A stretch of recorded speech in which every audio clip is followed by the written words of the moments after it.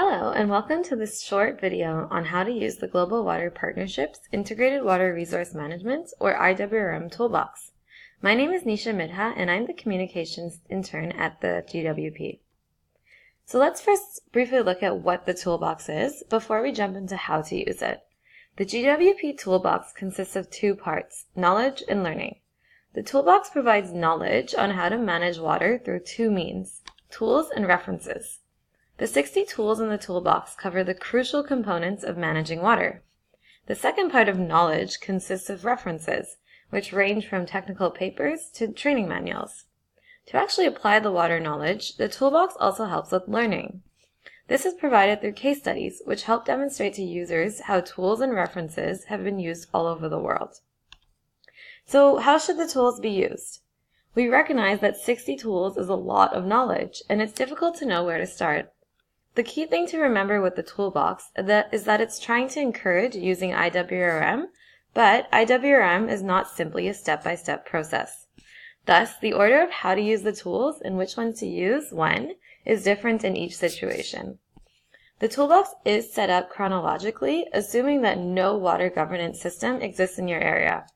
However, this is very theoretical, and in reality, we are sure that you likely have some tools already in place. Here are some simple do's and don'ts. First, we encourage using a variety of tools, but don't try to use them all. The tools should be carefully evaluated and chosen so that they fit your own context. Many of the tools are complementary, while others, such as the enabling environment, are a prerequisite to further implementation of others. With that in mind, choosing one or two tools will likely not be enough for successful IWRM. Finally, changes can cause unintended and undesirable consequences. Monitoring and evaluating these changes as the tools are adopted is key to prevent this. Finally, let's look at some ways that the toolbox has been used in the past.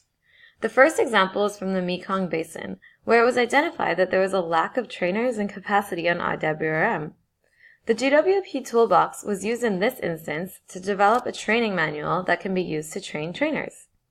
The manual directly uses tools and the structure of the toolbox to help teach IWRM. In addition, the resources and publications within the toolbox were used as resources to help support the manual's development.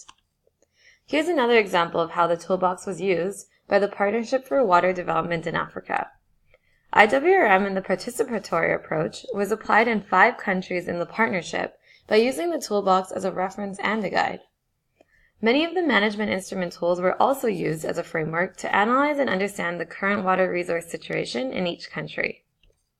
We hope that you've enjoyed this presentation and that you now feel a little more confident to use the GWP tools in your own work.